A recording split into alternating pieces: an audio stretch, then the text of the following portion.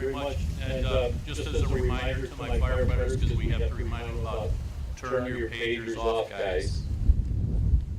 And if anybody has a cell phone, if you'd silence it for us, if you would, please. Thank you very much.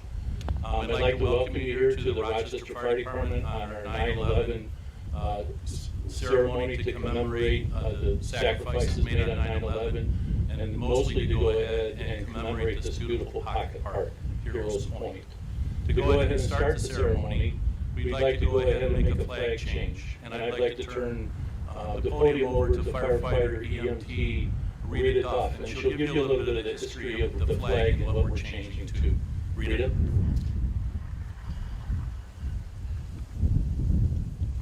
Thank you, Chief.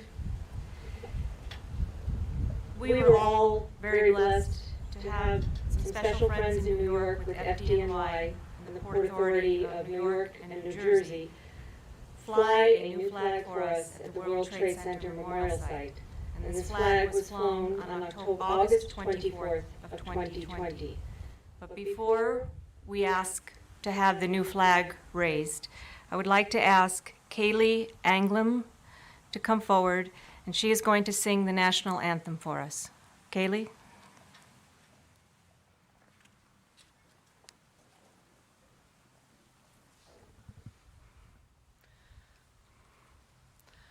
Oh, say, can you see by the dawn's early light what so proudly we hailed at the twilight's last gleaming, whose broad stripes and bright stars through the perilous fight o'er the ramparts we watched were so gallantly streaming, and the rocket's red glare, the bombs bursting in air, gave proof through the night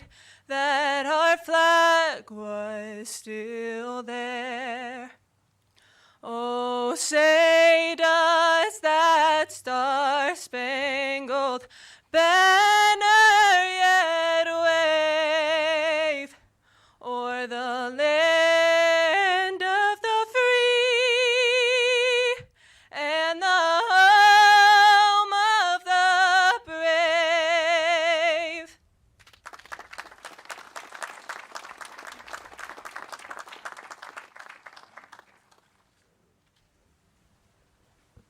Thank you, Kaylee. That was beautiful.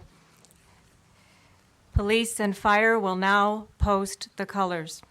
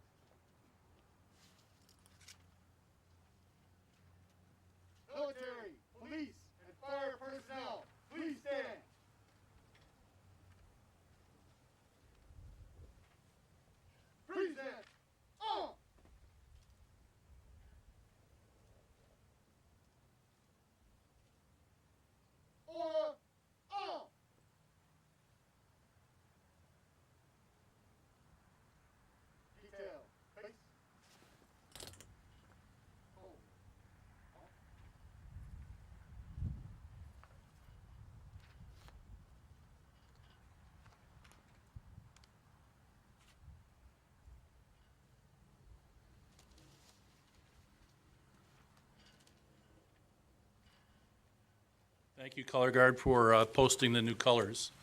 Again, I'd like to welcome everyone to the Rochester Fire Department in the city of Rochester. To go ahead and start our program today, I'm going to request Chaplain Carrie Bandelow to come forward to bless this gathering and to bless Heroes Point. Firefighter Bandelow.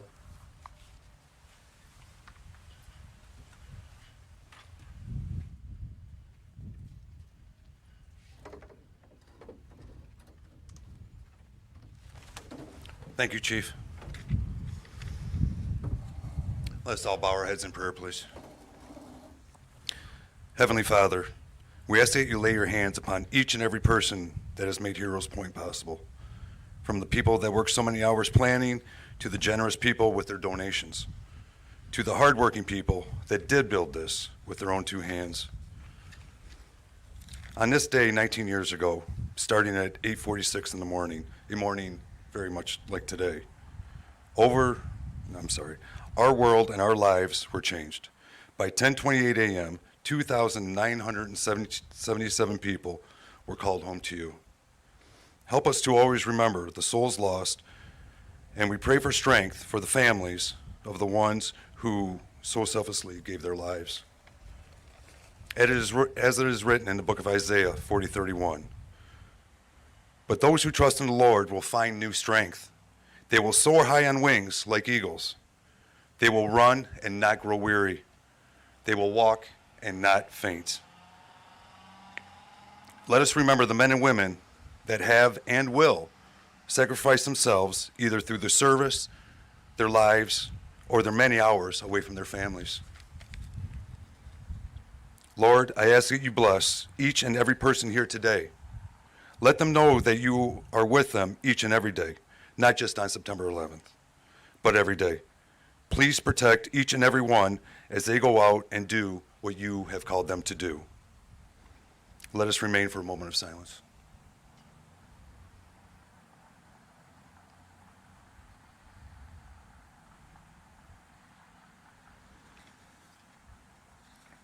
Amen.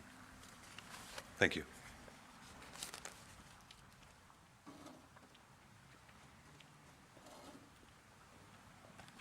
Thank you, Carrie, for those words. To go ahead and start today's program, I'd like to go ahead and invite the mayor of Rochester, Stuart Bixson, to the podium. And we're lucky to go ahead and have such a helpful council here. They provide so much support to the emergency responders in this area, and we're so gratefully gratitude to their support. Mr. Mayor, if I can invite you to the podium for a few words.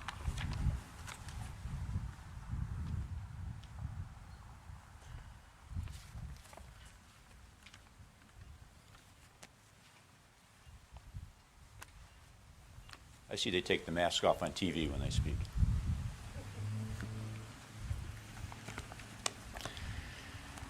So good afternoon, everybody, and welcome to our dedication of Heroes Point. Thank you all for coming tonight. I want to just, again, the fire chief said about the great support of our city council for this project, so I'd just like to introduce the city council members who are here today. We have Mayor Pro Tem Dean Bavacqua. We have Nancy Salvia, Amanda Keithley, Councilmember Mark Albrecht. Then we have former council people and Mayor Kathy Dalton and Rob Ray. So welcome, everybody.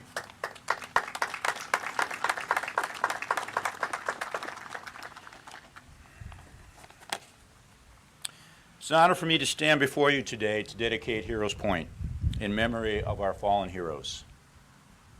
19 years ago today, terrorists attacked the Twin Towers in New York and at the Pentagon, and we're going to attack Washington, D.C., and a plane crashed in Pittsburgh, outside of Pittsburgh. We all remember that day, and we all remember where we were that day. I remember where I was when I heard that terrible news. It was truly a dark day for America. But the way Americans responded to those attacks showed the best of America. People helping each other is the true strength of our country. First responders helped people, and in doing so, unified our country. We are here today to honor our first responders and to renew our commitment to never forget them. As we remember those who lost their lives in the Twin Towers and the Pentagon, we also recognize the safety and peace provided by first responders across the nation. And we also honor our military service members who continue to keep us safe today. General. The Rochester Fire Department, bolstered by the generous support of the Elliott family, has been able to bring Heroes Point to our fire station. I'm proud to be able to dedicate this space in tribute to first responders, past and present, and to be able to honor Rochester's rich heritage of public service. We owe a debt of gratitude to our brave first responders who selflessly put themselves in harm's way to help others. It is important to remember all the good our nation's first responders do every day. To be a first responder or to serve in the military is to be willing to serve, protect, and defend our country to the best of their ability, and they do that. These uniform and badges which people wear are symbols of strength, integrity, and courage. These past 19 years, it's hard to believe it's been 19 years, have exhibited the resiliency of the American people through the idea of shared values and mutual responsibility. Our city has always represented hope for a brighter future by commemorating our past. We honor our first responders and our armed forces for leading the way to creating a stronger and more vigilant country. I believe that Heroes Point will become a focal point of our city and a place to reflect and educate ourselves upon the sacrifice and dedication of these men and women. So God bless America, God bless Rochester, and God bless our first responders. Thank you.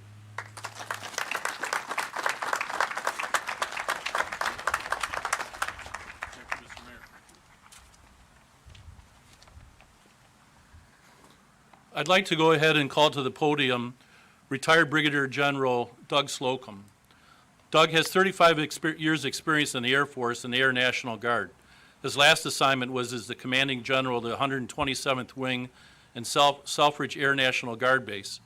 Under his leadership, the men and women of the base earned numerous accolades, including awards for being the top Air National Guard wing in the country, the top flight aircraft organization, the most efficient aerial tanker wing in the Air Force, and only the third National Guard wing in history to receive the Meritorious Unit Award for outstanding devotion and exceptional performance. He's well known for his leadership, and I'll let him tell you what he's known for, because I found it to be very interesting about his strength and leadership. Prior to coming to Michigan in 2014, he was the Air National Guard Inspector General in Washington, D.C. He's a career fighter pilot with more than 4,100 hours flying F-4s, F-16s, and A-10s. The top 1% of experienced flight pilots in the Air Force, so he's in that rare area of experience. As an instructor pilot, he was personally authored more than 250 lessons, textbooks, and professional publications. He also served as the Air National Guard Director of Safety, where he is credited with leading 4 safest years in the organizational history. He's personally created and championed several protocols, including innovative programs that address human error in aircraft maintenance. Through his initiative, the U.S. Air Force has realized a 76% decrease in preventable accidents. He currently lives in Macomb Township with his wife and daughter, and we're very honored to go ahead and have the retired Brigadier General here with us today. General. Well, thanks, John. I appreciate that a lot. When I told him, I sent him a biography, I told him to be brief. I was kind of expecting a Here's Odie, which begs when anybody sees my nickname, it's always Odie, which literally, yes, it's the cartoon character from Garfield's dog.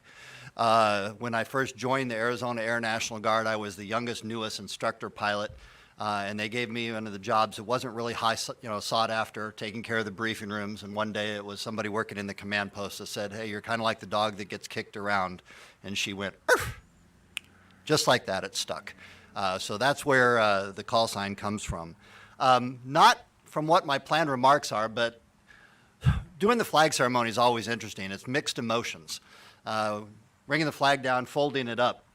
And I say that because there's been some occasions where presenting a flag to a widow and saying, on behalf of a grateful nation, it really changes your perspective of what that flag stands for.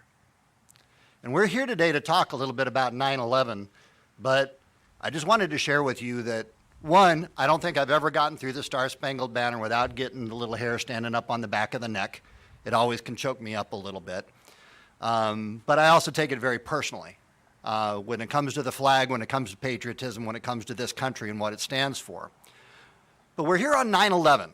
And I know, Mayor, you started off by telling most people, you probably remember where you were on 9/11. And I think most people, as you think back, can probably very vividly remember where you were. I was in Tucson, Arizona.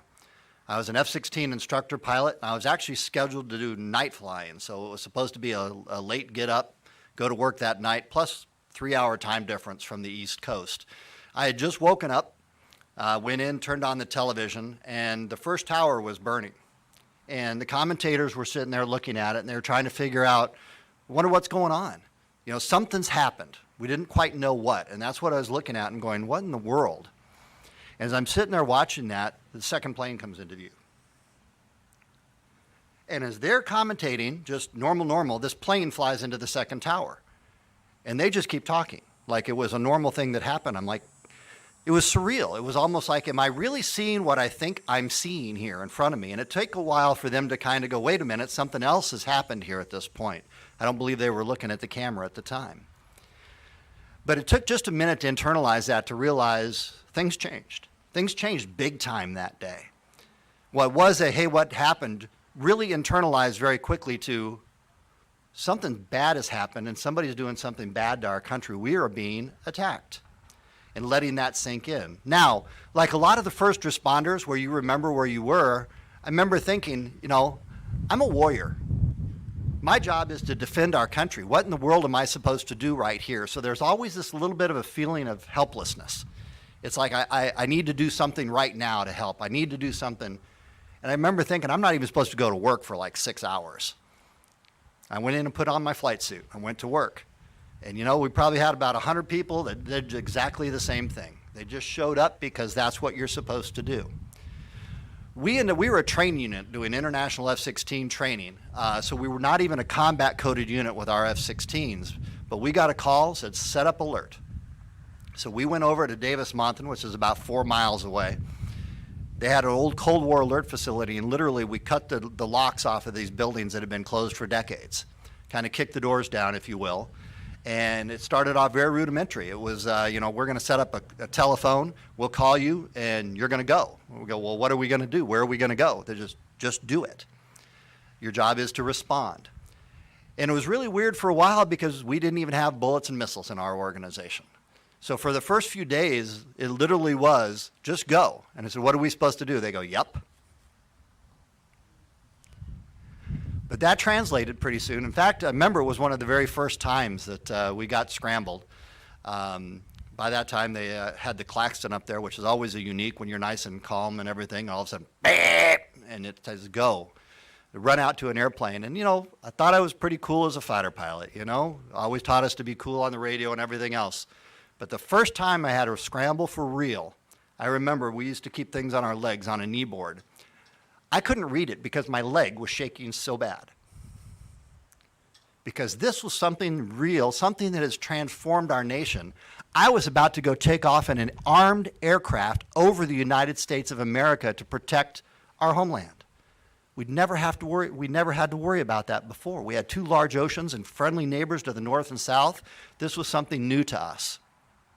And I can remember on Christmas Day, that Christmas, I was on the short list, ended up sitting alert that day, and had an 8-hour combat air patrol over a major metropolitan area in the western United States. On Christmas Day, for 8 hours in an F-16 flying circles protecting our homeland. That was different. That was unique. Things really had changed for us on 9/11. There's many stories of what happened on alert. The one thing, though, really when it comes to our first responders, I love the name Heroes Point, because heroes run to where the danger is to help. And that really distinguishes to me a lot of times. And as I look around here, it's not just 9/11. On so many times that the heroes that we have sitting among us today run towards the problem. They run to help. They run with the rational preoccupation with other people's priorities and taking care of others. So, Mayor, I know you acknowledged, but once again, for all of our first responders, which can be fire, EMS, medical folks, law enforcement, military, and so many more depending on the situation, thank you for what you do for this country, because it really is the men and women who set us apart and make us exceptional as a country. But I'm going to take a weird turn with my talk right now and talk about September 12th. Because something was really different in this country on September 12th. On September 12th, you couldn't find a flag. You couldn't buy them. They were sold out. They were flying. They were flying proud. A song from 1984 suddenly became one of the highest playing songs in the United States, and it was by Lee Greenwood. God Bless the USA became one of the most popular songs in our country. And for a while, a great while, it didn't matter if you were an R, a D, an I, or any other way you wanted to delineate between people. We were all Americans. We all came together, and it was fantastic how this country responded to 9/11. In some ways, I miss 9/12. It was a spirit that brought everybody together, but it is in us, and we are still, because of the wonderful men and women that we have, this spirit, this country we have. Whenever anybody messes with us, it is still messing with one country. I think the things that bring us together are so much stronger than the things that divide us, that today on 9/11, I would like us to focus on the things that bring us together, the things that we have in common, the things that we have as a country that make this country great. Lee Greenwood had it right. As I finish up today, I would just like to say, God bless the USA. Thank you all so much for what you do, for honoring our first responders, and it's a privilege to come out and talk with you today and have the opportunity to serve. Thank you very much.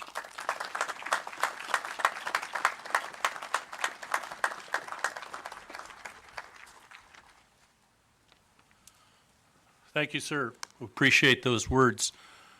Here I thought I had fun hopping in a fire truck and going to a fire. I don't know, I can kind of put that up to a fighter jet. The next person I'd like to introduce is a close personal friend of mine. And I have to tell a quick story before we get to there, because we were called out on a possible bomb threat at a building here in town. We actually had a device that had been found. And so I'm up there along with our firefighters and police officers. And the next thing I know, I see this gentleman coming, walking towards us. And I'm going, well, that's kind of strange. What's this guy doing at 2 o'clock in the morning walking up to our scene here? And he walked up and he introduced himself. He said, hi, I'm Chief Shettinel. And I have to tell you, and I've been on this fire department now for 45 years. And all of that time, up for the last 12 years, I had never seen the police chief at a scene. Now I look around and Chief Steve is always there. He's always got my back and he takes care of things for me. In fact, he actually has some things that he negotiated that he takes care of me for. When it comes time to call the city manager, I just look over and Steve goes, I already got it, we're good. So I know I can go ahead and continue. But Chief Steve was appointed to the position of the Chief of Police in November of 2007. He came to us after serving with the Birmingham Police for 25 years, where he completed his career as commander in charge with the Service and Patrol Division. He holds a master's degree from Central Michigan University and is a graduate of the 184th session of the FBI National Academy. He's been a longtime resident here in Rochester for over 38 years, and my close personal friend, I'd like to introduce Chief Steve Shettinel. Chief.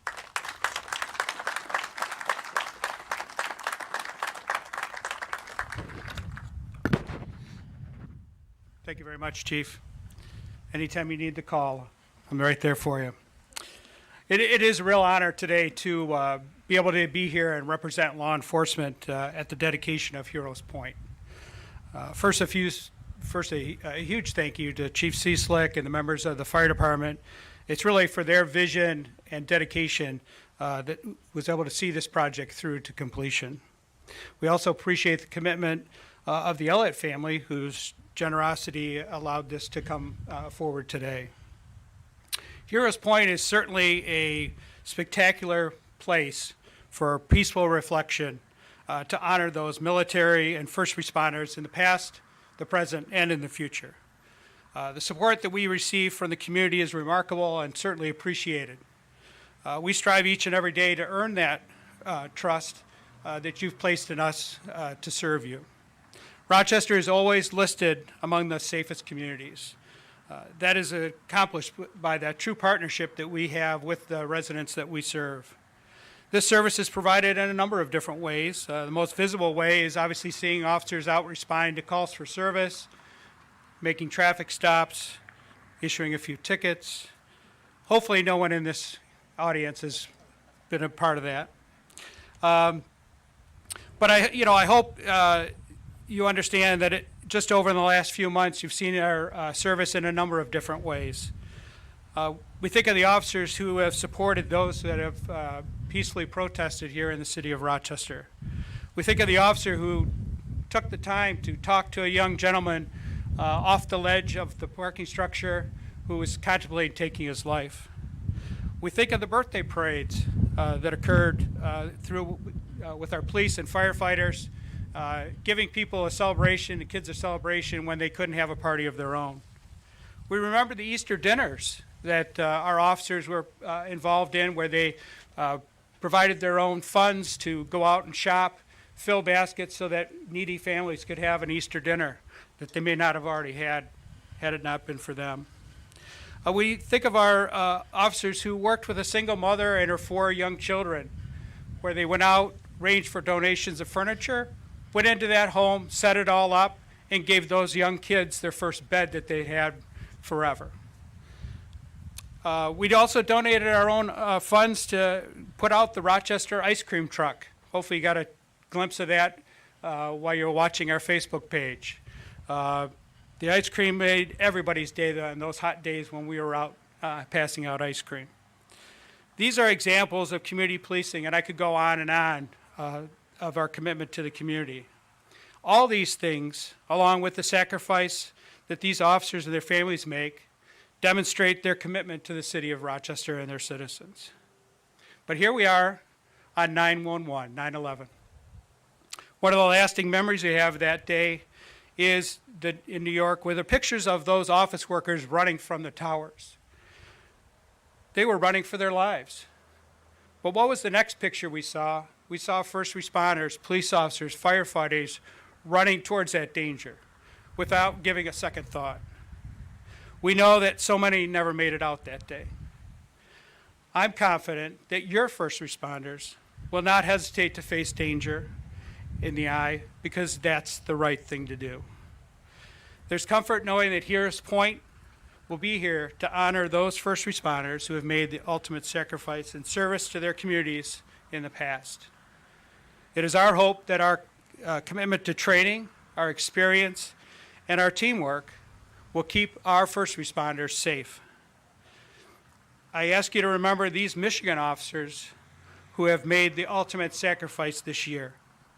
Corporal Brian Searcy of the Wayne County Sheriff's Office, Trooper Caleb Starr of the Michigan State Police, Officer Jay Johnson of the Detroit Police Department, and Captain Jonathan Perrell of the Detroit Police Department, and particularly Sergeant Steve Splain of the Bloomfield Hills Department of Public Safety. We ask you to remember Sergeant Splain's family in particular, as they are residents here of Rochester. The mourning badge that I have on my badge here has his badge number on it, 325, to honor his service. We ask you to remember these true heroes and those that will be sadly added to the list in the years to come. Thank you again for the opportunity to share with you today, and thank you for your interest in this project. This allows us to honor those that serve our country and our community in uniform. We all feel your support, and it helps us to carry on during these challenging times. Thank you very much.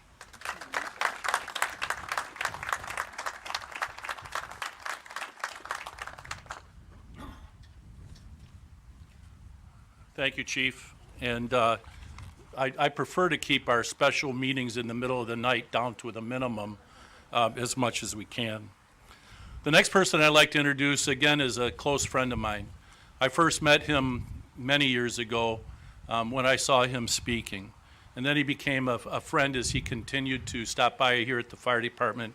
And quite honestly, he kind of has become a little bit of my confessor, to where I can talk to him about different things, and he'll walk in and say, "Chief, looks like you have a question for me," and he spends the time to go ahead and talk. I'd like to introduce Ray Ahan. Ray entered the West Bloomfield Fire Department on January the 3rd in 1977. He retired as lieutenant and training officer in July of 1998 to become the chief of the Macomb Township Fire Department. And that's where he gained the experience that he continues to share with me, and we have a chance to talk. He retired from the fire service in 2005.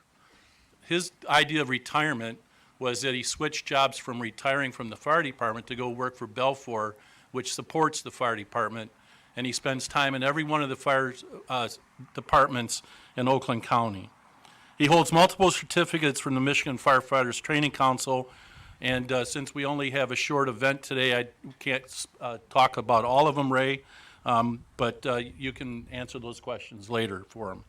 He's currently employed with Belfour. He's on the advisory board of the Eastern Michigan University Fire Department Command and Staff, and he also serves as the chaplain for the Sterling Heights, Shelby Township, Madison Heights Fire Departments, and also for the Michigan Fire Inspector Society. My friend, Ray.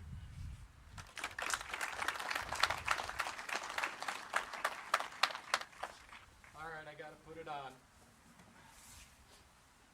Good afternoon, everyone. Chief, thank you for allowing me to share as I had written it down. Tomorrow, my wife Kathy and I will celebrate our 33rd anniversary. So the 12th was special in many, many ways. Thank you, Chief. I am beyond honored. I hope by the end of my comments, ladies and gentlemen, you will say, whether you remember my name or whatever, that guy's intentions were sincere. I want to share my heart with you. And after all those years, that was 1977, by the way, you learn a lot, you see a lot. So let's get into it. I am deeply honored to be with all of you today, September 11th, 2020, as we remember and reflect on this, the 19th anniversary that the very face of evil visited the United States in a most personal and violent manner. Thank you, Chief Cieslik, for your most gracious invitation, your leadership and commitment to this project, this department, and our fire service. You have made us better, sir, and I thank you. Mayor Bixson, other elected and appointed officials, thank you for serving. Brigadier General Slocum, thank you, my friend. Chief Shettinel, thank you for your service, sir. It is an honor to share this platform on this day with both of you, with all of you. To the men and women who wear the uniform or who have worn the uniform of this city's fire department, police department, or dispatcher uniform, we thank you for your service. Visiting first responders, we thank you for your service. Families of first responders, citizens and guests, thank you for taking the time out of your busy day to join us. Your attendance does not go without recognition and deep appreciation. Ladies and gentlemen, you are looking at a very blessed man. Candidly, I am too blessed to complain, but I frequently forget. For some reason, the chaplain thought that he would confess that all of you today, so thank you for that. We are indeed one nation under God, and we are the land of the free because of the brave. Are there any veterans here? If you're a veteran and you're able to stand, would you please do so we may show you some love in this city? Veterans, please, let's recognize them. Thank you.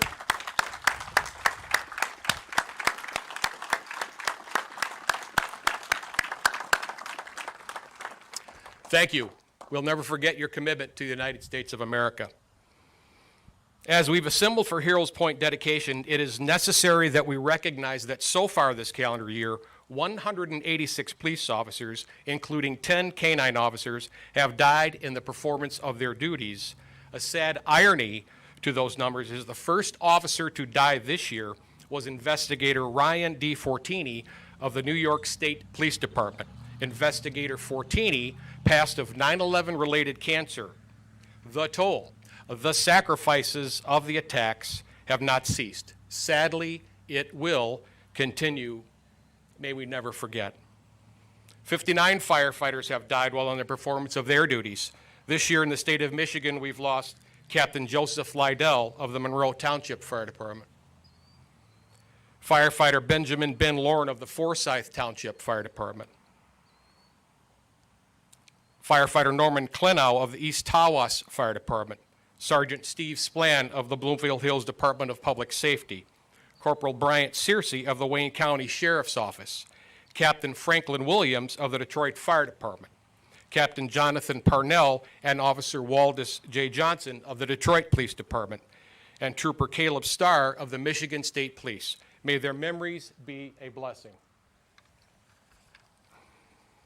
A very sad note, ladies and gentlemen, truly sad, tragic, to the annual line of duty death statistics is that the suicide rate for firefighters, police officers, and EMS personnel is greater than the line of duty death statistics.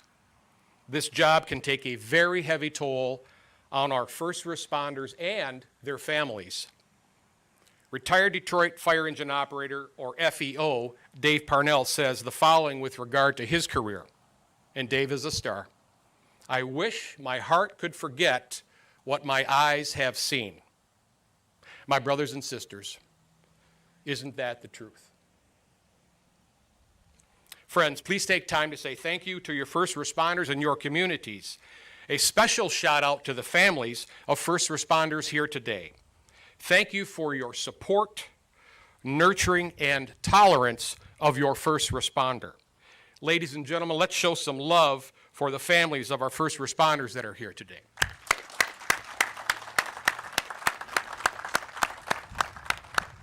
Oh, good grief. I may need that page. Let's see where we are. Thank you so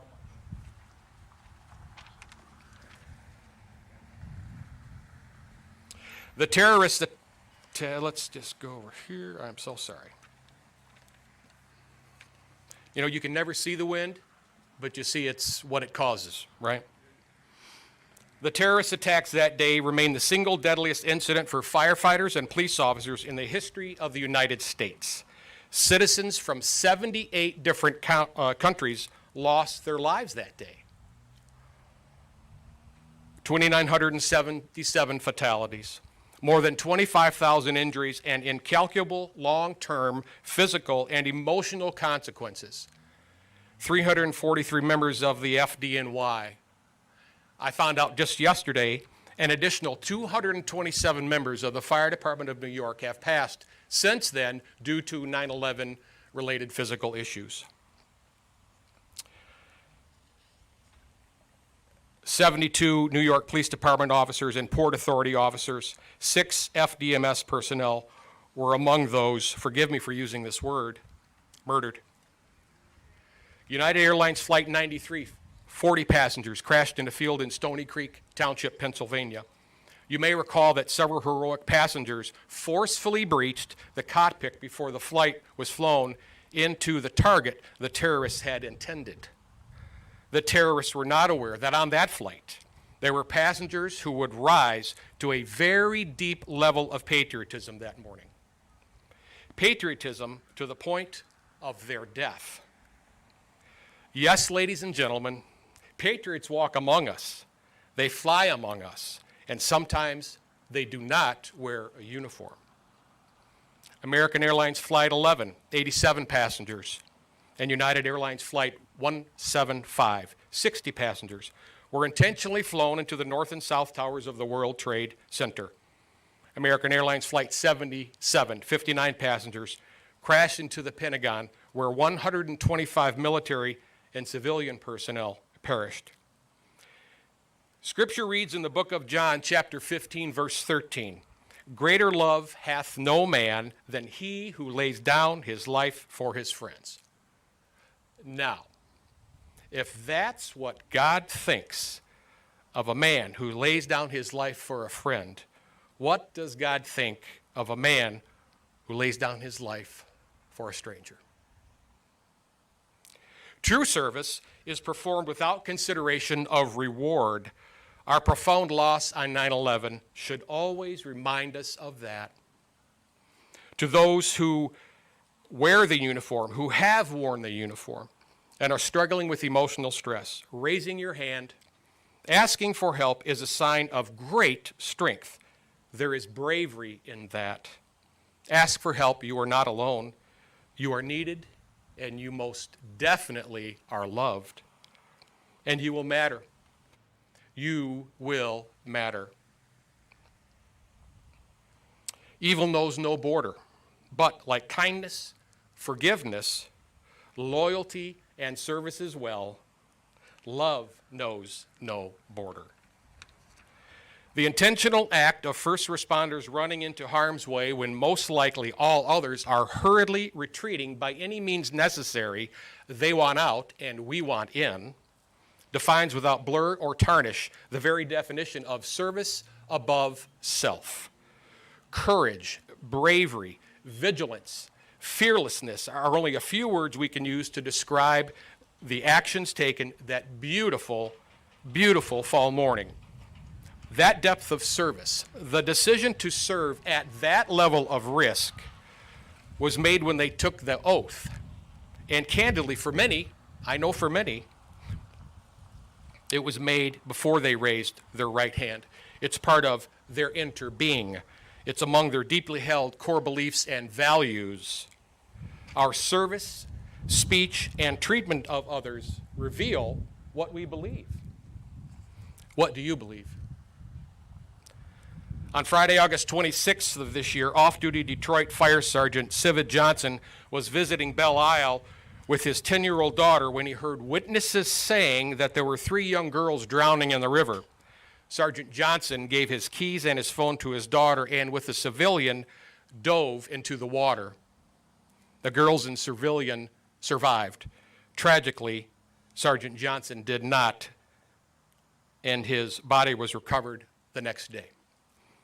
I submit to you that the decision by Sergeant Johnson to respond to the desperate cries of those girls was made long before the incident, in that moment, with no time to think. The decision is already made. It's who he was, like the first responders who perished on September 11th, 19 years ago. Even though most of the casualties were from on-duty personnel, many responded off-duty, as was mentioned earlier. Many made multiple trips into the towers and lost their lives doing so. There were thousands of rescues to be made. I don't think we've ever heard that in the fire service before. When there's a need, in uniform or not, they are going. Those who died, that's who they were. To command officers of first responders, especially senior command officers, or as I fondly call them, white shirts, you have been given the privilege of influence. Use it wisely. Would your troops willingly, proudly follow you up the hill or climb 80 floors or more in an inferno with 90 pounds of gear or more, like they did in the Twin Towers that morning 19 years ago? As history has proven countless times, whether the conflict is on our soil or someone else's, Americans and our allies lock arms, dig in, and serve. And we stay the mission. Stay the mission, my friends. Serve all without hesitation or reservation. Forgive as you have been forgiven. When we forgive those who've wronged us, we are the ones set free. And love like there's no tomorrow. Tell those who you care about just that. Tell them how much they mean to you often. No man is guaranteed his or her next breath.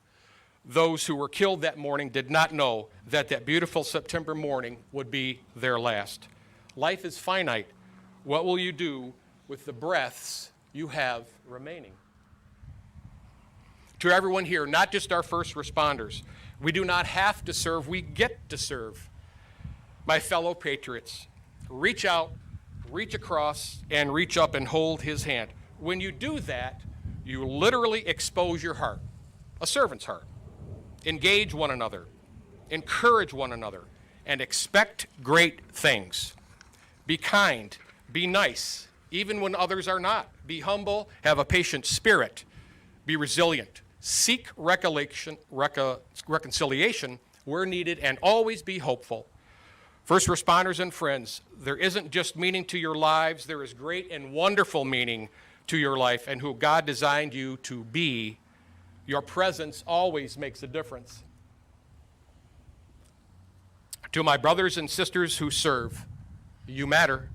Even when you no longer wear the uniform or answer the alarm, you will always matter. Please remember that. It's true. Not all heroes wear a uniform, as that day proved. They walk among us. Sometimes they're in street or civilian clothes. Their walk, although defined, is humble. Their gait is steady and convicted. They do not seek recognition, fame, fortune, a ribbon, or a medal, and their resolve is strong. If we weren't concerned with who gets the credit, what would our communities and society look like? Ladies and gentlemen, the quality of our message, whether words are spoken or not, will always be judged by the character and integrity of the messenger. Oh, I must serve. Oh, I will serve. Oh, I had the privilege of serving. Oh, what a privilege it is to serve. Oh, that my service, that our service to all was without hesitation or reservation like it was on that day. Oh, that simply holding the hand of a stranger in need brought some comfort. Oh, that touch, although brief, revealed humanity, that it revealed love. There is dignity in all service.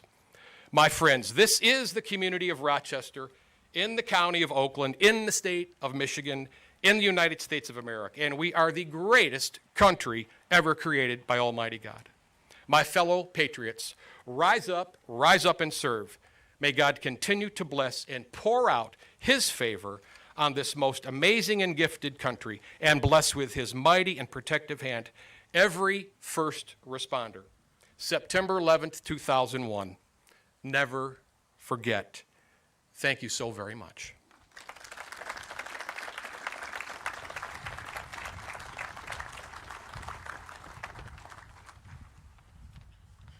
Thank you, Ray. I also want to go ahead and recognize our men and women of the Rochester CERT team. They're here helping us to control traffic right now, and so many times they do so much for us behind the scenes. But if I could ask for a round of applause, and thanks to our CERT team in Rochester. They're part of our emergency response team. Thank you, CERT.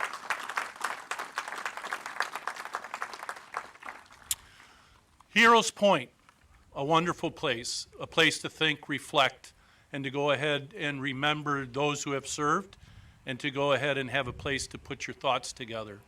I'd like to introduce now Rita Duff and Jerry. Jerry's kind of the mind behind of Heroes Point, and Rita working with Jerry and getting the artifacts for things. So I'd like to introduce both of them for a few minutes to kind of give you a little bit of the history and about what Heroes Point is about. Thank you.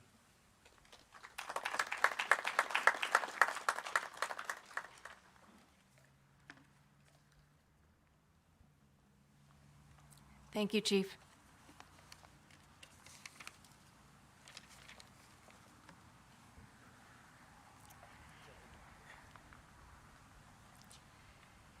Good afternoon, ladies and gentlemen, and distinguished guests.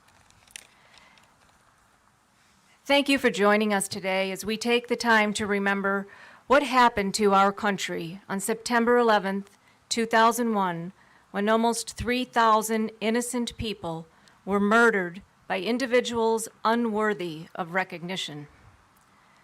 Untold other souls were injured physically, mentally, and emotionally, and have suffered and continue to suffer terrible consequences to this day. Many of these souls are our nation's heroes who were called to action on that fateful day, but did not perish with their closest friends, colleagues, and family. Instead, they continue to bravely soldier on and epitomize for all of us what true heroism is. On 9/11, as evil shattered lives, heroes rose to action and courageously and selflessly worked 24/7 to save others while putting their own lives on the line. FDNY Captain Patty Brown with 3 Truck told the command post, "We're 3 Truck and we're still heading up in the North Tower." War hero Rick Rescorla led countless World Trade Center survivors to safety from the South Tower. We must never forget any of our heroes. My cousins were also serving that day on 9/11 as proud NYPD detectives. Their unwavering dedication to service is humbling. Thank you to Detective Rob Alberts and Detective Dave Fitzpatrick and Detective Virginia Fitzpatrick and all of your colleagues for shining the light to lead us all forward and out of darkness. You will see aerial photos here today from above hallowed ground that Detective Dave Fitzpatrick took while in the police helicopter as the second plane flew underneath them and into the tower. To Hal Helms, who may be listening today, God bless your best friend, Peter Hansen, and his beautiful wife, Sue, and their baby daughter, Christine, who died on 9/11. Our presence here today in this beautiful jewel of a garden is bigger than all of us. A few years ago, our fire department responded to a local call for a gas leak. I heard a familiar accent on scene and asked the individual if he was from New York. I learned that Eddie Fitzgerald was indeed from New York and had been working as a crane operator in Brooklyn on 9/11 and had been called to help those in need. I told Eddie that our fire department was hoping to build a 9/11 memorial garden someday and asked him to come visit and help choose the right place for the site. We are gathered here today on the very ground that Eddie had immediately known was where our garden should be. Thank you, Eddie, for your vision and for your heroism. Life's mysteries are just that, inexplicable, and you will hear today how Heroes Point was meant to be. In 2013, I went to New York for the first ever Lieutenant Joseph P. DiBernardo Memorial Foundation training and found myself welcomed into the FDNY family with extraordinary warmth and hospitality. FDNY Chief Joe DiBernardo and his lovely wife Barb created the foundation with a mission to make sure that firefighters across the United States have personal life safety rope systems and access to outstanding training. Their extraordinary hero son was Lieutenant Joseph P. DiBernardo, Joey D., who was a legendary member of FDNY Rescue 3 and who passed away after injuries suffered in a tenement fire in the Bronx on Black Sunday. The training brought together firefighters from across the United States, and we all had the privilege of listening to and learning from many legends in the fire service, including Captain Louis Andrade from Engine 82, who inspires to this day and still runs calls in his 80s. While there, I met FDNY Chief Jay Fischler, Engine 18, Lieutenant Joe Beltrani with Squad 61, and another firefighter named Bobby. I also met FDNY firefighter engineer Teresa Fischler from Engine 18 and shared with them that my great-grandfather was FDNY Fire Chief Dennis J. Curtin, who was appointed in 1899, and he too had served with Engine 18 in 1906. My other great-grandfather was an NYPD officer, Patrolman Jack Tucker. As the first day's training wrapped up, I suddenly felt compelled to call out to Bobby and give him a challenge coin in my pocket. The challenge coin had a quote on it from Lieutenant Colonel Dave Grossman. "I am a sheepdog. I live to protect the flock and confront the wolf. Bobby immediately recognized the quote and knew of his books. As we talked, I told Bobby that my Chief John Cieslik and I were hoping to someday get a piece of 9/11 steel to build a memorial garden for our fire department back in Michigan, and asked him if he had any suggestions. Bobby paused for a moment and then said, "Yes, I have a piece on my desk at home and I will give it to you." He asked me if I had ever heard of Captain Patty Brown and asked me to read the book, What Brothers Do, by Michael Everett Brown. Captain Patty Brown was Bobby's best friend who died on 9/11 in the North Tower and will be forever remembered as one of our nation's legendary heroes in the fire service and decorated Marine. Captain Patty Brown led FDNY Ladder 3 company members, and together they helped to evacuate thousands before they died. Captain Bobby Burke is with Ocean Beach Fire Rescue and donated the piece of 9/11 steel from the North Tower to our fire department and community because he trusted that we would honor it properly and build a beautiful garden for all to gather in and reflect and remember. Thank you, Bobby, for your faith in us and for being here in spirit with us today as you go to the World Trade Center 9/11 Memorial Site. FDNY Chief Jay Fischler and Lieutenant Joe Beltrani were also meant to be a part of our dedication today. Together, they ensured that our piece of 9/11 steel was safely transported to Michigan.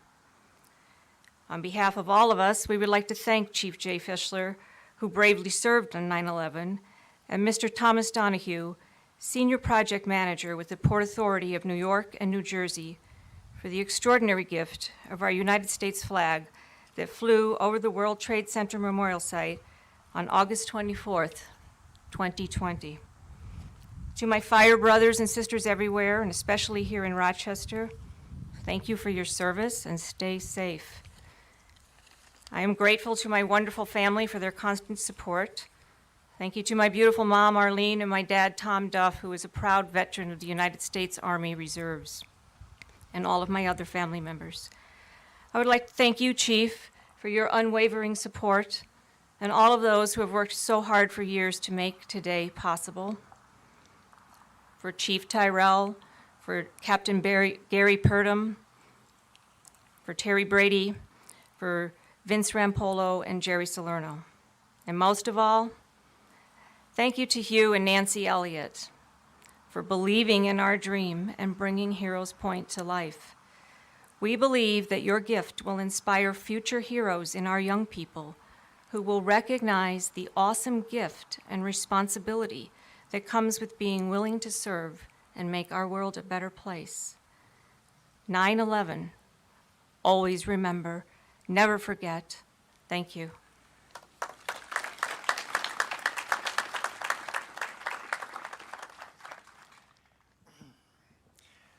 Well, as a civilian, I would first like to thank all the people in uniform today. I feel so humbled to be here and speaking in front of all of you who've given so much. So for those who do protect us in our community, thank you very much. It's greatly appreciated. I've lived in this area all my life, and this has been such an honor to be a part of this project. It's an honor for me to be here today, to be part of the team that brought this vision of this memorial garden to fruition. 19 years ago, Americans made a promise to never forget the innocent people that lost their lives when jets crashed into the World Trade Center, the Pentagon, and into an empty field just outside of Shanksville, Pennsylvania. We made a promise to never forget the heroes who lost their lives fighting to help others, the first responders, the firefighters, police officers, port authorities, and EMTs.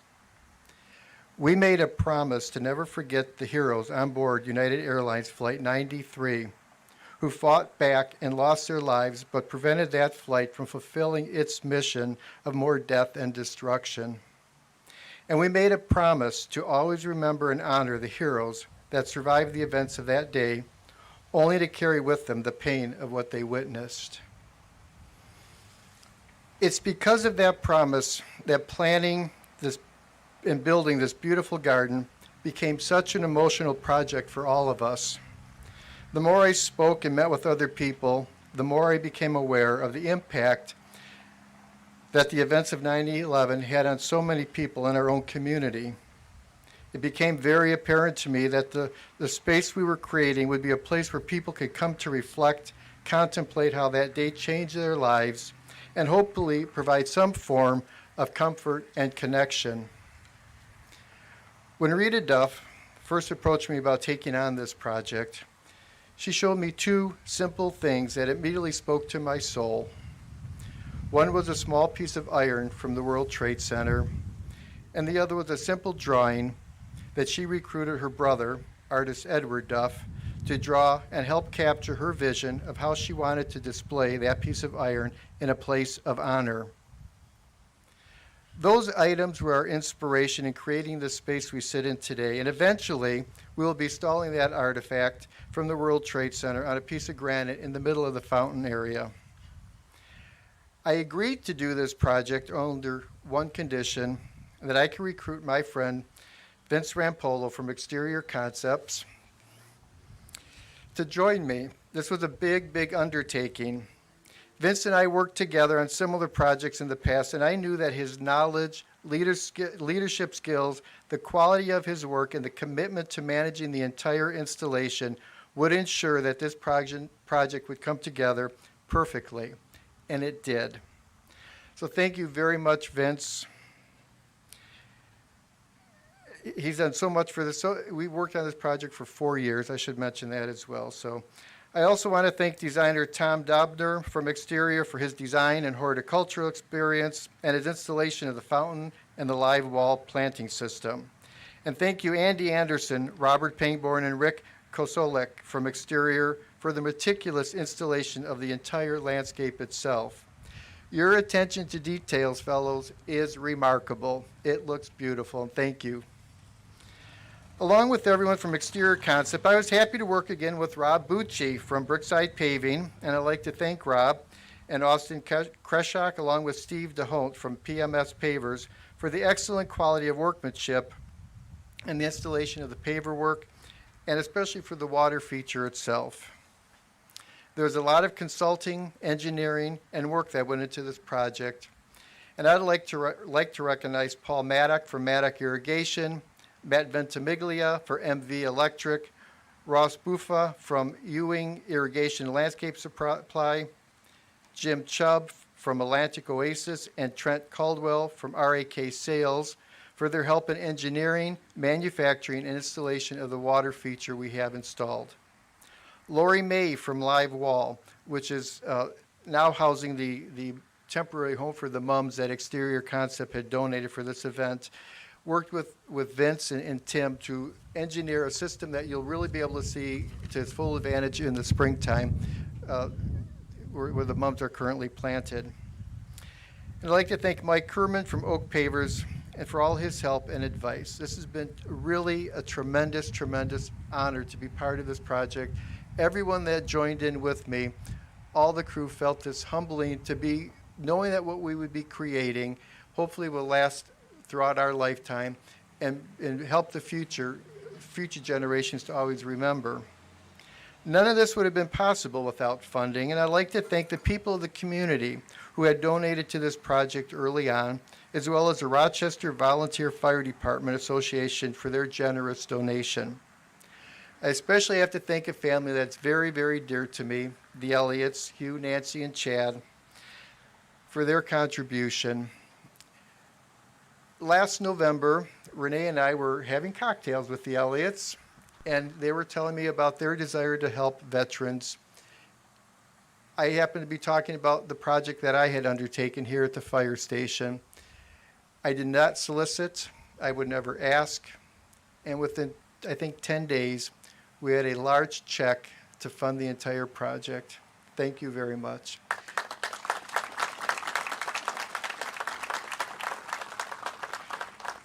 Heroes do come in civilian clothes.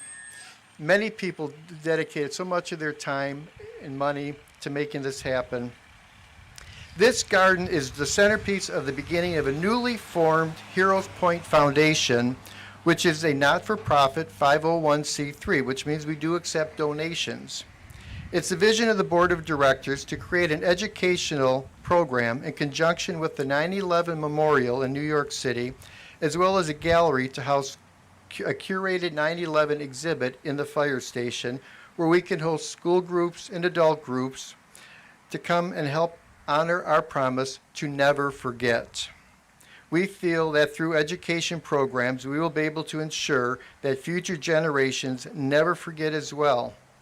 It is our vision to eventually be able to offer scholarships to young people looking to pursue a career as firefighters, police officers, or EMTs. So there's going to be many ways that the community could come together and contribute to this ongoing foundation.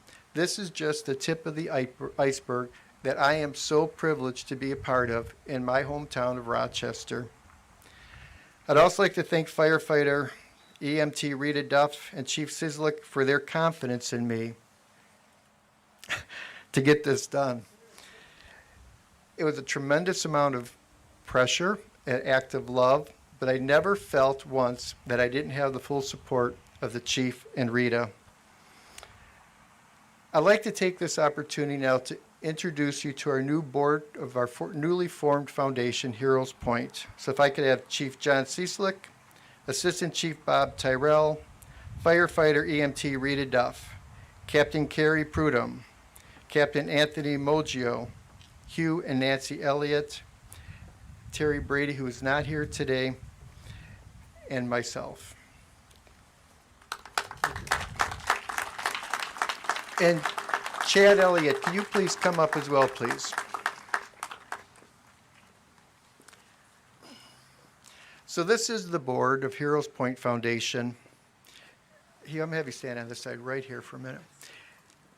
And we are so appreciative, again, for all the support from the community, the whole people in New York. It's just been a tremendous, tremendous effort. We are so excited for what this has to bring to our city. This will be a jewel in our city for years and years to come. I know there's a lot of people that thanking the Elliots. Money is a portion of it. They always tell me they did very little. And you know what? They did very little, but they did enough to make sure that we're all here today. Their money, their contribution, and their belief in this project has been absolutely remarkable. And we have a little presentation for you before Hugh Elliott speaks. Rita? This is with sincere appreciation and profound love and gratitude, Hugh and Nancy Elliott. On August 24th, 2020, Chief Jay Fischler and Mr. Thomas Donahue with the Port Authority of New York and New Jersey also flew this flag for both of you over the World Trade Center Memorial Site to say thank you. We thank you. I would like to read what is on the certificate that is now being presented to you by Captain Gary Prudhomme. With sincere appreciation, on behalf of those we honor at Heroes Point, the city of Rochester, and our greater community, we extend our gratitude to Hugh and Nancy Elliott and their son Chad.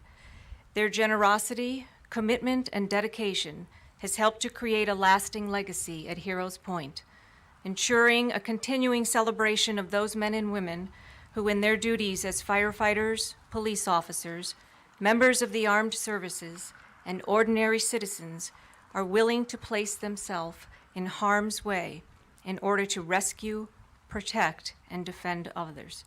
Heroes Point will now serve to honor these citizens now and in perpetuity. Gratefully, the Heroes Point Foundation, and it has been signed for you as well by Chief Cieslik, Jerry Salerno, and myself, and the beautiful wording on your certificate was written by Captain Gary Prudhomme.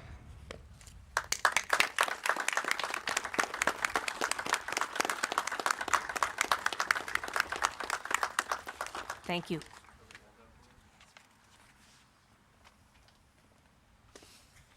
Well, I don't have a long speech because they told me I only had 1 minute. But after hearing all the fine people, the mayor, the chief of police, the chief of the fire department, and all the first responders, all the firemen, all the police, all the EMS, as a veteran, I'm with you, and I learned one thing when I took my oath at Fort Benning, Georgia.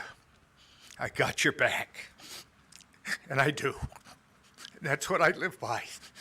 I teach my son. You live and you protect people. So I just want to thank you all. This means a lot to Nancy and I. And Jerry, thank you. And Rita.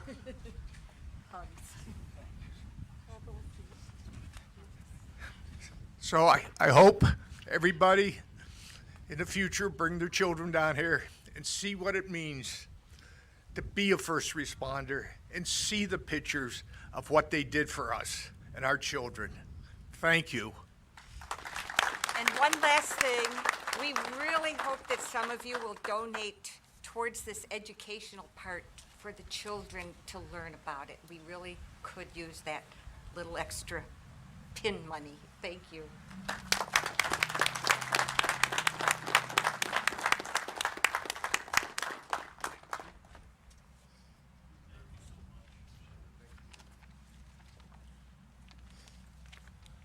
Well, I don't know what to go ahead and say after that. Really, the Elliots were the group that helped us take this over the edge and to go ahead and provide this to the community.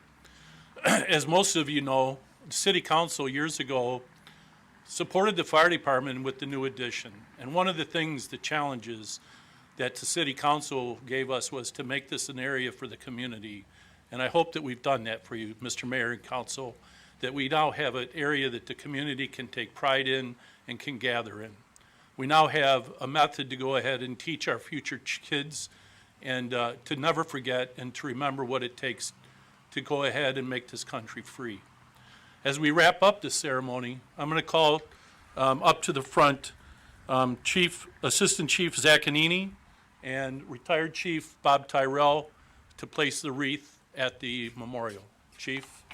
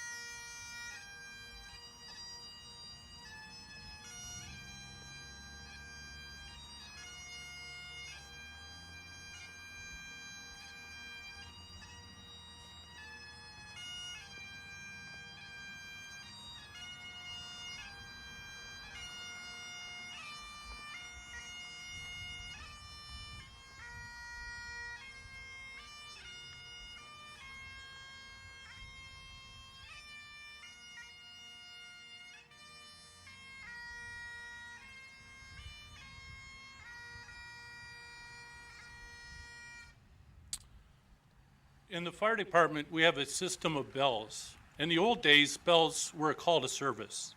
It was also a call to when your shift was over. So when you hear firefighters hear bells and they start to take action, it's because they've been trained that way. I'd like to go ahead and call Assistant Chief Zaccanini and Captain Gary Purdom to the podium, and we will strike the last alarm.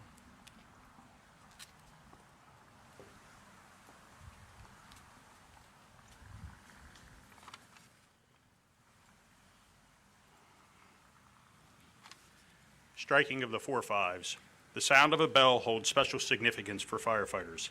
Historically, the toll of a bell summoned members to the station, signaled the beginning of a shift, notified departments of a call for help, and indicated a call was completed and the unit had returned to the station. Departments also sounded a series of bells when a firefighter died in the line of duty to alert all members that a comrade had made the ultimate sacrifice. One of the most meaningful series of bells I commonly called striking of 4-5s. The fire service is rich with ceremony, custom, and tradition. Our custom of rendering final honors has its origins in the fire department of the city of New York, where many years ago, long before the advent of radios or pagers, fire alarms and daily announcements were dispatched from central headquarters to outlying firehouses by a system of bell commands and telegraph. Each different type of alarm or announcement would have its own number or series of bell strikes.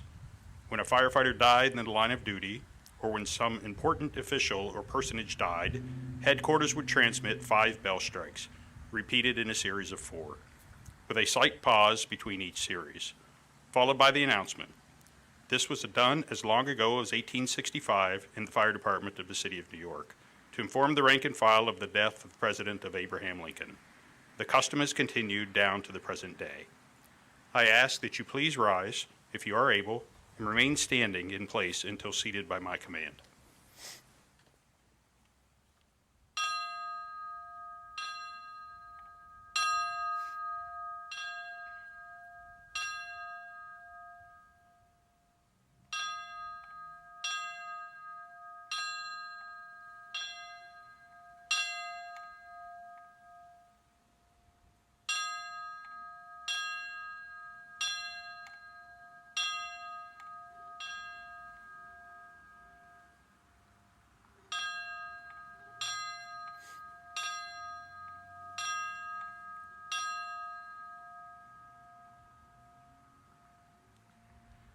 The signal 555 has been transmitted. It is with regret that we announce the deaths of those faithful servants who we gather here today to memorialize. Please be seated. So this is where the chief regrets giving me the microphone. So before I turn it back over to him, I did want to take a couple of minutes on behalf of the fire department, on behalf of the city of Rochester, to thank you for the work that you've done here, for your guidance, for your leadership, for your constant, I'll call it leadership, maybe it was badgering. There were likely days where we wanted to make the chief part of the fountain, as opposed to just here to dedicate it. But clearly, as he said, he's been here 45 years, day in and day out, the middle of the night, never misses a call. Again, sometimes we wish he would. But, that dedication is seen in his love for the department, his members, the beauty that he's brought to the station. I think, like you said, the council approved the addition and the redoing of the fire department. Gracious benefactors and money donated on behalf of this, but all under his watch. And it's been amazing where we've come from. Certainly a pleasure to serve under you. So I'd ask the members to stand. And Chief, just on behalf of the members, we salute you, we thank you for your guidance and I guess your love every single day.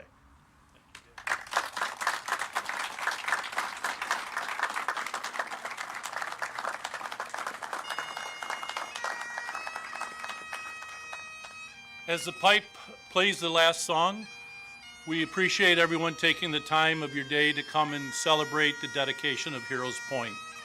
We're very grateful to the Elliots. Without your great generosity, this program would continue to be waiting to get the funds raised. So thank you so much. This is a place now for the community to share. This belongs to the community. Please support it. Please honor it. Please enjoy it. With that being said, we do have some light refreshments serving in the apparatus bay. Remind you to maintain our social distancing if you would. But we have some great cookies from Home Bakery and I believe some soft drinks. Again, thank you so much for being here. We appreciate your support. Be safe. Thank you.